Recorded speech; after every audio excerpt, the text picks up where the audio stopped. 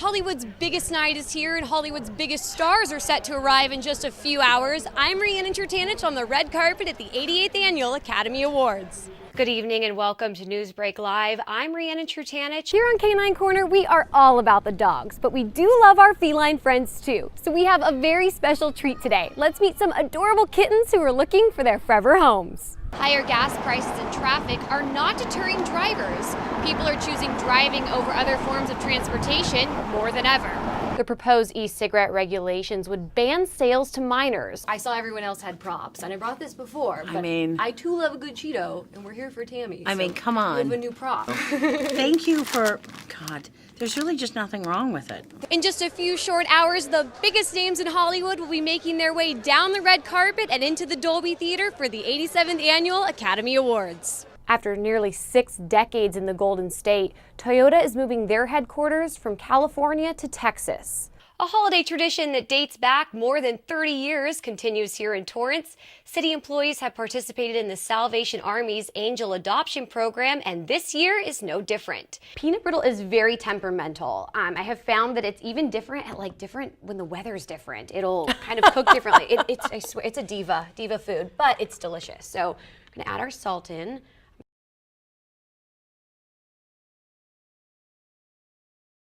Volunteers of all ages came together to help get the float's Rose Parade ready. Happy New Year!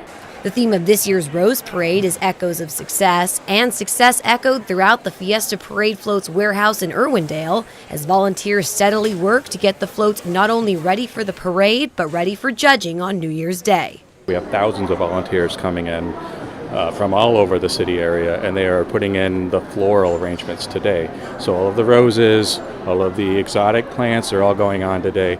The Torrance Rose Float Association float was designed by a West Torrance high school student who won the city's float design contest. And the theme of it is girl power.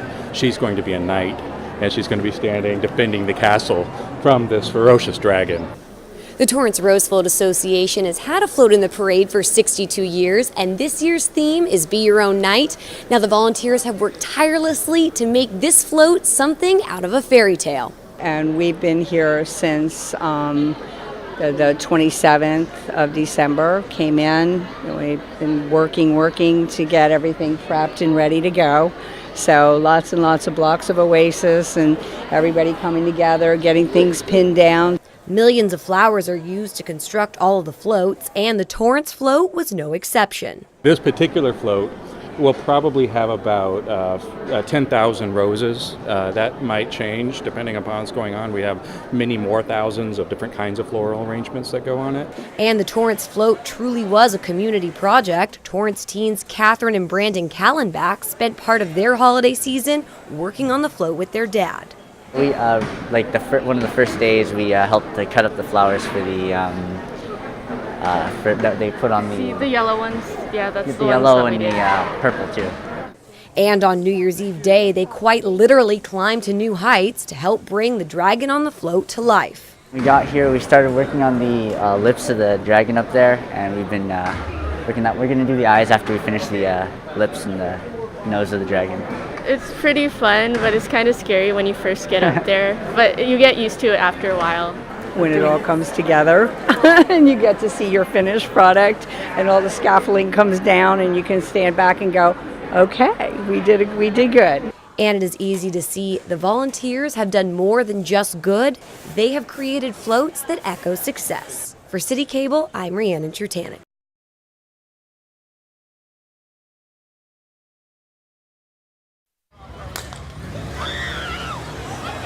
Before the turkeys were gobbled and the food comas commenced, over 4,000 runners and walkers came out to participate in the turkey trot on Thanksgiving morning. We decided to get up early, get a walk in, get energized, and go home and have some turkey. Runners, walkers, joggers, and trotters kicked off the 5K race at 8 a.m. and headed down Sky Park in Torrance. We call it a family fun run, so we have some competitive runners here, but mainly people come, friends and family, to sort of get reunited and catch up on what happened over the course of the last year. The first runner completed the race in just under 15 minutes, and the energy was festive and fun from warm up to cool down. Happy Thanksgiving! She actually talked me into it. It's my first ever turkey trot, so just out here to get a run in and have fun and support, the community. Runners of all ages and experience levels can participate in the turkey trot, and some of the participants even dressed in costume for the occasion. Kathy Coe and her friends have participated in the turkey trot for 10 years, and this year they dressed up as a Thanksgiving meal. We have a full Thanksgiving meal here and utensils. This is amazing. Tell me, why'd you guys choose to dress up today? It's for fun, it's festive. And we run the turkey trot every year, and it's like something we look forward to. Thanksgiving's our favorite holiday. In addition to the fun run, participants were also encouraged to donate canned food, and the event sponsors also participated in the food drive. We're a sponsor. They're going to give away 30 hams today. And the turkey trot was a great opportunity for the community to come together. So we had an awesome race this morning, and we got a lot of people out here on a beautiful day in Torrance. You can visit torranceca.gov/parks for more fun-filled family events.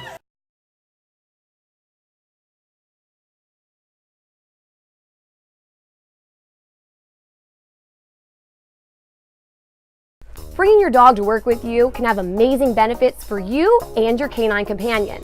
Not only is it a great way to spend quality time with your dog during the workday, but it can even reduce the stress you may experience while at work. Over 20% of companies in the United States allow workers to bring their dogs, and today Popeye and I are going to go over some do's and don'ts for bringing your dog to the workplace. When bringing your dog to work with you, the biggest thing to keep in mind is preparation. Your dog is going to need a lot of things throughout the day, and since you're going to be at work and busy, it's important to make sure you have everything they would need. It's a good idea to pack it ahead of time in a bag specifically for them. Popeye here has Popeye's Pack, his handy backpack that carries everything he would need. Now let's talk about what goes inside the pack. The biggest thing is food and water. I like to use a smaller travel-sized bowl just because it's more convenient and doesn't take up as much space. And what goes along with food and water? Treats, of course. Since you are going to be at work, you're going to want to make sure you have something that kind of calms your dog down a little bit. Popeye here is extremely food driven, so if he wants to get up or walk around and I just can't at the moment, breaking him off a little bit of a treat and giving it to him might calm him down, similar to a pacifier for a baby. So what else should you bring? Let's talk about toys. Popeye loves toys, so I would suggest, at least for me, bringing quite a few for him to choose from, just so he can mix it up throughout the day. A bone that he can chew on, great idea. Another fluffy, fun toy that he can sort of, push around, great. If your office also has an off-leash area that maybe your dogs could play on a break or a lunch break, bring a ball so then you can throw them, they can get a little exercise in that's not, just a walk. Let's talk about toys that you shouldn't bring. Since you're gonna be at work and you have coworkers, you don't want anything distracting or annoying since it's already a privilege to be able to bring your dog to work with you. So, Popeye's beer bottle here that squeaks, no. No drinking on the job and no squeaky toys. Not good for coworkers. Toys like this too, rope toys that have some sort of noisemaker in them, also might not be the best idea. Some of the items we just went over might seem like no-brainers when bringing your dog to work, but let's talk about some items that might not be so common. One of the first things, carpet cleaner. Unfortunately, accidents do happen even to the most potty trained of dogs, but you don't want to leave any of that behind in your workplace. Carpet cleaner, a little towel, spray, scrub it out, it never happened. A couple other things, what goes along with that? Doggy bags. Popeye loves his Canine Corner doggy bag with his purple doggy bags. You have to take your dog out just like you do at home. So remember, going outside for a minute or two to walk around the building a couple times gives your dog the break they need to go to the restroom and to get a little exercise. So doggy bags must have. If you plan on bringing your dog to work with you a lot, it might be a good idea to keep some extra food in one of your drawers. Just because if you happen to forget it, you don't want your dog going hungry all day, and you probably don't want to share your lunch with them. So extra dog food. Now that you know what to bring for your dog for a day at the workplace, let's talk about how they should behave.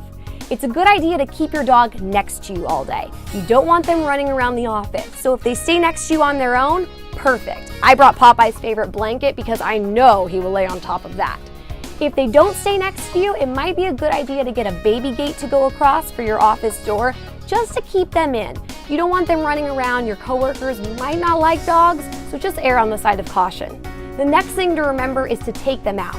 Lunchtime is a great time to get a little bit of a longer walk, and that helps both of you. But you also want to remember to take them out throughout the day. You know their schedule, whether they're at home or you're at work, take them out. Just follow it. They love schedules, and it's perfect.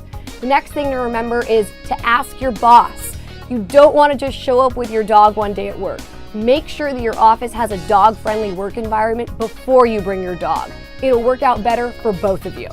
Sometimes new environments, like a workplace, can get your dog a little excited. So Jean Brusovich from Frankel Pet is here to talk to us about how to keep your dog calm in the workplace.